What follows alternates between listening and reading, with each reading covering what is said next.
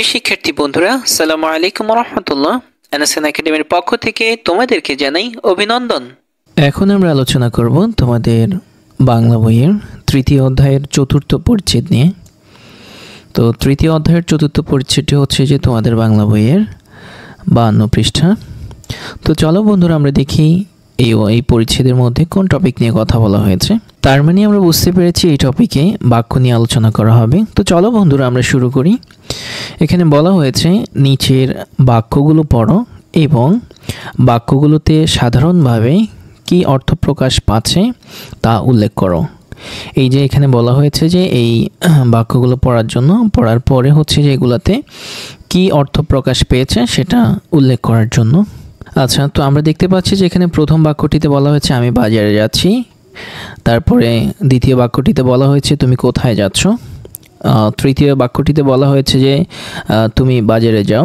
চতুর্থ বাক্যটিতে বলা হয়েছে ওরে বাবা কত বড় বাজার। তো প্রিয় বন্ধুরা, এই আনসারটি হচ্ছে যে আমরা আমাদের আনসার সেকশনে খুবই সুন্দরভাবে তোমাদের জন্য সাজিয়ে রেখেছি। এখন তোমাদেরকে নিয়ে যাব সেখানে। আর সেখানে নিয়ে যাওয়ার আগে তোমাদেরকে বলে নিচ্ছি, যদি আমাদের ভিডিওগুলো তোমাদের ভালো লাগে প্লিজ অবশ্যই আমাদের ভিডিওতে একটি লাইক দেবে এবং হচ্ছে যে আমাদের চ্যানেলে সাবস্ক্রাইব করবে। আর যারা অলরেডি সাবস্ক্রাইব করেছো তোমাদের সবাইকে অসংখ্য ধন্যবাদ জানাচ্ছি। এই হচ্ছে ষষ্ঠ শ্রেণী বাংলা বই 52 পৃষ্ঠার সমাধান। তো প্রিয় বন্ধুরা, তো এখানে একদম প্রথম বাক্য যেটি ছিল সেটি হচ্ছে যে আমি বাজারে যাচ্ছি, যেটার অর্থ প্রকাশ পাচ্ছে যে হচ্ছে যে একটি বক্তব্য বোঝানো হয়েছে। তারপরে দ্বিতীয় যে বাক্যটি ছিল সেটি হচ্ছে যে তুমি কোথায় যাচ্ছ। এটা হচ্ছে যে আমরা বুঝতে পেরেছি যে প্রশ্ন করা হচ্ছে বা হচ্ছে যে জানতে চাওয়া হচ্ছে যে সে কোথায় যাচ্ছে। তারপরে হচ্ছে যে এখানে 3 নাম্বার যেই বাক্যটি ছিল সেটি হচ্ছে যে তুমি বাজারে যাও। এখানে আমরা বুঝতে পারছি যে কেউ একজন তাকে নির্দেশ দিচ্ছে যে তুমি বাজারে যাও, তার মানে আমরা এখানে বুঝতে পেরেছি যে নির্দেশ বোঝানো হচ্ছে। তারপরে 4 নম্বর যে বাক্যটি ছিল সেটি হচ্ছে যে ওরে বাবা কত বড় বাজার। এখানে অবাক হয়েছে, প্রথমত হচ্ছে যে ওরে বাবা বলে কি হয়েছে, অবাক হয়েছে, এমন অনুভূতি বোঝানো হয়েছে যে কত বড় বাজার সে অবাক হয়েছে।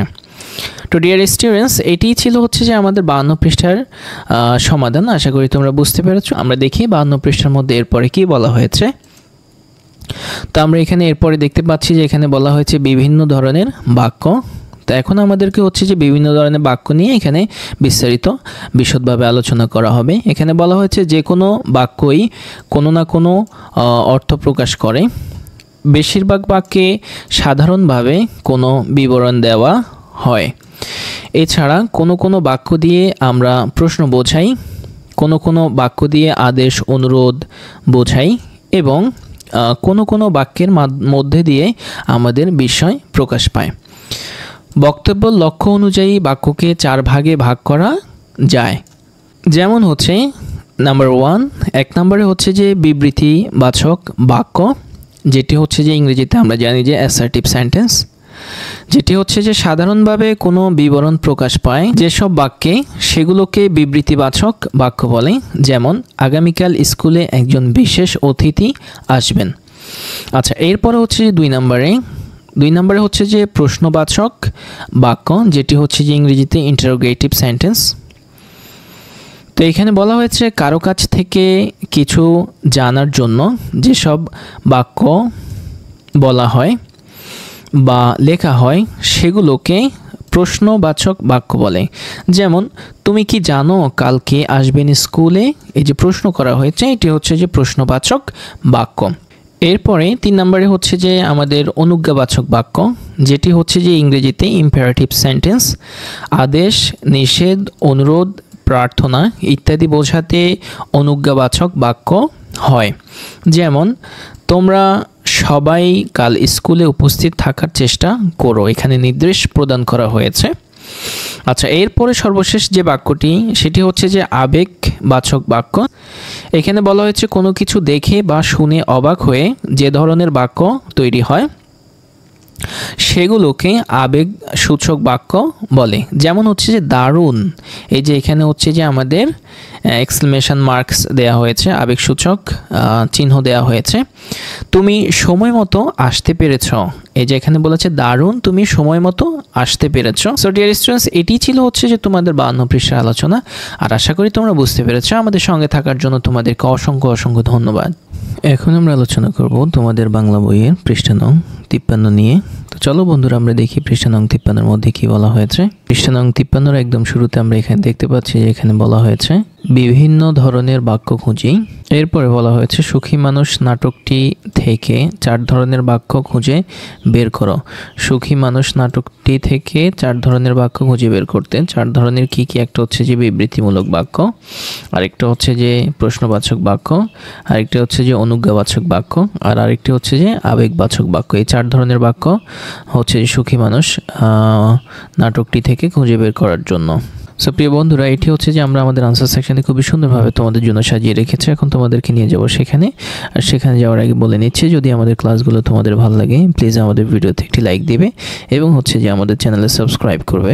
আর যারা অলরেডি সাবস্ক্রাইব করেছো তাদের সবাইকে অসংখ্য ধন্যবাদ। এই হচ্ছে ষষ্ঠ শ্রেণী বাংলা বই 53 পৃষ্ঠার সমাধান। তো এখানে আমরা একদম প্রথমের মধ্যে বিবৃতিবাচক বাক্য প্রথমটি আমরা দিয়েছি হচ্ছে যে এই জামা হবে একজন সুখী মানুষের। তারপরে হচ্ছে যে দ্বিতীয় বাক্যটি, সেটি হচ্ছে যে তোমার মোড়ল একটা কঠিন লোক। তারপরে হচ্ছে যে 3 নম্বর বাক্য, এখানে বলা হয়েছে যে মানুষের কান্না দেখলে হাসে। তারপরে হচ্ছে যে 4 নম্বর বাক্য, আমি একজন সুখী মানুষ। এরপরে হচ্ছে যে আমাদের 2 নম্বর প্রশ্নবাচক বাক্য, যার মধ্যে আমরা প্রথম বাক্যটি দিয়েছি তাই বলে মোড়লের ব্যারাম ভালো হবে না কেন। তারপরে হচ্ছে যে দ্বিতীয় বাক্যটি দিয়েছি বাঘের চোখ আনতে হবে। তারপরে হচ্ছে যে আমরা 3 নম্বর বাক্যটি দিয়েছি সুখ কোথায় পাই। তারপরে 4 নম্বর বাক্যটি দিয়েছি আমরা আমার মনে দুঃখ কেন। এরপর হচ্ছে যে আমাদের 3 নম্বর বাক্য, সেটি হচ্ছে যে অনুজ্ঞাবাচক বাক্য। তো এখানে প্রথম বাক্যটি আমরা দিয়েছি আমাকে শান্তি এনে দাও। তারপরে চুপ করো। তারপর হচ্ছে যে যাও সুখী মানুষকে খুঁজে দেখো। তারপর হচ্ছে যে জামা এনে দাও। এরপর হচ্ছে 4 নাম্বার হচ্ছে যে আবেগবাচক বাক্য। তো এখানে প্রথমটি আমরা দিয়েছি হচ্ছে যে আমার কত টাকা, কত বড় বাড়ি। তারপর হচ্ছে যে এরপরটি দিয়েছি আমরা মোড়ল বাঁচবে তো। তারপরে আমরা দিয়েছি আহারে আমরা এখন কি করব। এরপরে সর্বশেষ আমরা দিয়েছি হচ্ছে যে কি তাজ্জব কথা, 5 গ্রামে একজনও সুখী মানুষ পেলাম না। সো ডিয়ার স্টুডেন্টস, এটি ছিল হচ্ছে যে তোমাদের 53 পৃষ্ঠার সমাধান। আশা করি তোমরা বুঝতে পেরেছো আর আমাদের সঙ্গে থাকার জন্য অসংখ্য ধন্যবাদ। এখন আমরা আলোচনা করব তোমাদের বাংলা বইয়ের পৃষ্ঠা নং 54 নিয়ে। তো চলো বন্ধুরা আমরা দেখি পৃষ্ঠা নং 54-এর মধ্যে কি বলা হয়েছে। আমরা একদম শুরুতে এখানে দেখতে পাচ্ছি যে বলা হয়েছে অনুচ্ছেদ লিখি, বিবৃতিবাচক, প্রশ্নবাচক, অনুজ্ঞাবাচক ও আবেগবাচক এই 4 ধরনের বাক্য ব্যবহার করে একটি অনুচ্ছেদ লেখো। তার মানে হচ্ছে 4 ধরনের বাক্য, একটি হচ্ছে যে বিবৃতিবাচক বাক্য, আরেকটি হচ্ছে যে প্রশ্নবাচক বাক্য, আরেকটি হচ্ছে যে অনুজ্ঞাবাচক বাক্য, এরপর আরেকটি হচ্ছে যে আবেগবাচক বাক্য। এই 4 ধরনের বাক্য ব্যবহার করে এখানে একটি অনুচ্ছেদ লিখতে হবে। সো প্রিয় বন্ধুরা, এই আনসারটির জন্য আমরা খুবই সুন্দর চমৎকার একটি অনুচ্ছেদ তোমাদের জন্য রেডি করে রেখেছি। সেটি হচ্ছে যে আমাদের আনসার সেকশন। আর সেখানে যাওয়ার আগে তোমাদেরকে বলে নিচ্ছি, যদি আমাদের ক্লাসগুলো তোমাদের ভালো লাগে প্লিজ অবশ্যই তোমরা তোমাদের কৃতজ্ঞতাবোধ থেকে আমাদের ভিডিওতে একটি লাইক দিতে পারো এবং হচ্ছে যে আমাদের চ্যানেলে সাবস্ক্রাইব করতে পারো। আর যারা অলরেডি সাবস্ক্রাইব করেছো তাদের সবাইকে অসংখ্য ধন্যবাদ জানাচ্ছি।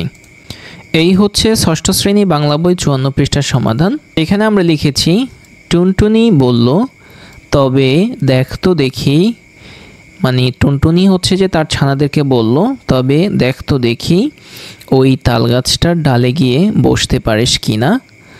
ছানারা তখনই উড়ে গিয়ে তাল গাছের ডালে বসল। তা দেখে টুনটুনি হেসে বলল এখন দুষ্টু বিড়াল আসুক দেখি। একটু পরেই বিড়াল এসে বলল কি করছিস টুনটুনি। তখন টুনটুনি পা উঠিয়ে লাথি দেখিয়ে বলল দূর হ বিড়ালনি, বলেই সে উড়ে পালালো। দুষ্ট বিড়াল পা খিচিয়ে লাফিয়ে গাছে উঠে টুনটুনিকে ধরতে পারল না, ছানাও খেতে পারল না, খালি বেগুন কাটার খোঁজ খেয়ে নাকাল হয়ে ঘরে ফিরল। প্রিয় বন্ধুরা, 4 ধরনের বাক্য দিয়ে আমরা তোমাদের জন্য এই অনুচ্ছেদটি তৈরি করেছি অনেক মজাদার করে। আশা করি তোমরা অনুচ্ছেদটি এনজয় করেছো। এই ছিল হচ্ছে যে তোমাদের 54 পৃষ্ঠার সমাধান। আর আমাদের সঙ্গে থাকার জন্য তোমাদেরকে অসংখ্য ধন্যবাদ।